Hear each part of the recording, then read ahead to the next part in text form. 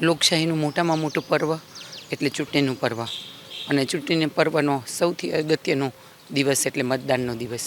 આજે મતદાનનો દિવસ છે. આપ સૌના માધ્યમથી હું તમામ શહેરીજનોને નમ્ર અપીલ કરું છું કે આપણે 100% મતદાન કરીએ અને કરાવીએ. મતદાન એ આપણો પવિત્ર ધર્મ છે, આપણી રાષ્ટ્રીય ફરજ છે અને આપણો પવિત્ર હક છે. એક મતની પણ ખૂબ કિંમત હોય છે, એટલે આપણો મત એળે ન જવા દઈએ અને ખૂબ મોટી સંખ્યામાં 100% મતદાનના સંકલ્પ સાથે ભારતને વિકસિત બનાવવા માટે, ભારતના વિકાસ માટે થઈને આપણે સૌ સાથે મળીને આજે મતદાન કરીએ.